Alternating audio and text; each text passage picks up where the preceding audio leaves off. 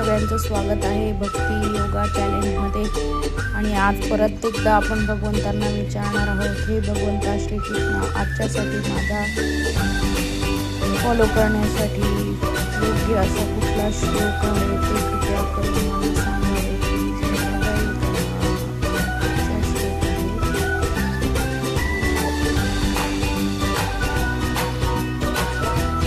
अध्याय क्रमांक 10 श्लोक क्रमांक 2।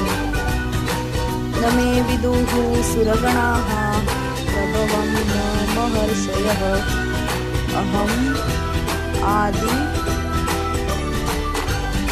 आदिः देवानां महर्षीणां च सर्वशः। माझी उत्पत्ती किंवा ऐश्वर्य देवतांना कळत नाही, तसेच महर्षींनाही कळत नाही, कारण सर्व प्रकारे देवतांचे आणि महर्षींचे मूळ मीच आहे।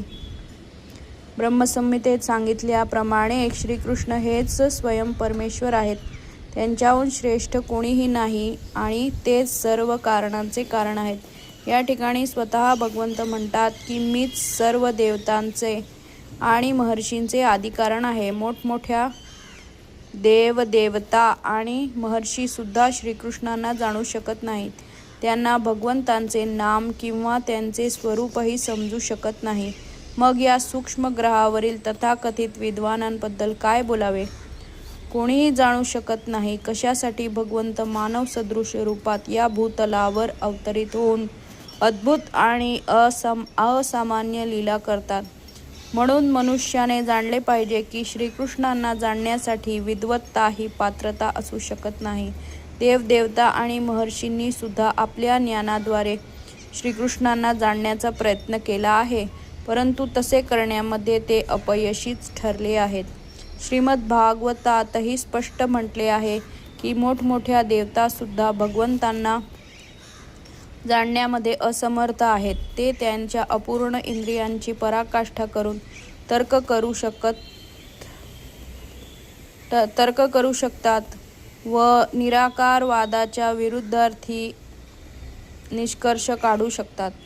भौतिक प्रकृतीच्या तीन गुणांनी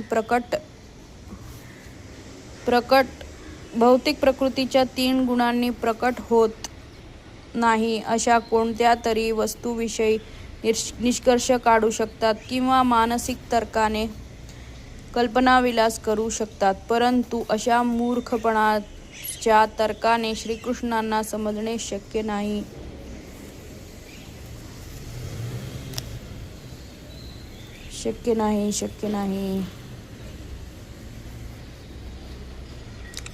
मग कसं काय शक्य आहे?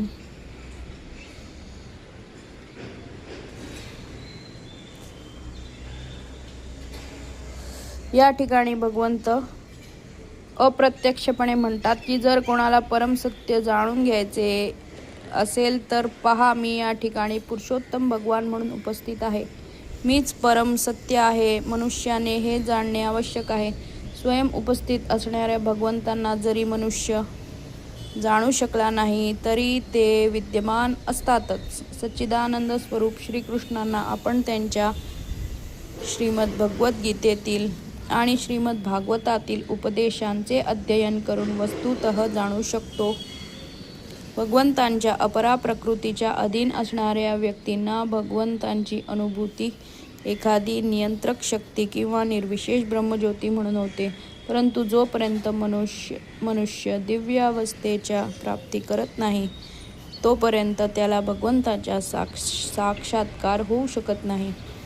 असे लोक श्रीकृष्णांची स्वरूप स्थिती जाणू शकत नाहीत। यास्तव अशा तर्कवादी लोकांवर कृपा करण्यासाठी श्रीकृष्ण आपल्या अहैतुकी कृपेमुळे अवतरित होतात। भगवंतांनी असाधारण लीला केल्या तरीही मायाशक्तीमुळे प्रभावित झालेल्या या तर्कवाद्यांना वाटते की निर्विशेष ब्रह्म हेच परमश्रेष्ठ आहे। भगवंतांना पूर्णपणे शरण गेलेले भक्तच केवळ भगवंतांच्या कृपेमुळे जाणू शकतात की अशा असाधारण लीला करणारे स्वतः श्रीकृष्णच आहेत। भगवत भक्त हे परमेश्वराच्या ब्रह्मस्वरूपाची पर्वा करीत नाहीत, कारण आपल्या श्रद्धा आणि भक्तीमुळे ते तत्काळ भगवंतांना शरण जातात आणि श्रीकृष्णांच्या अहैतुकी कृपेमुळेच त्यांना श्रीकृष्णाचे ज्ञान होते. भक्तांव्यतिरिक्त इतर कोणीही श्रीकृष्णांना जाणू शकत नाही. म्हणून आत्मा म्हणजे काय आणि परमात्मा म्हणजे काय, तर ज्यांची आपण आराधना केली पाहिजे ते भगवान श्रीकृष्ण हेच आत्मा आणि परतत्व ही आहेत, याचा महर्षी सुद्धा स्वीकार करतात. यो माम जमनादिं च वेत्ति लोकमहेश्वरम् असम्मूढ स मर्त्येषु सर्वपापै प्रमुच्यते.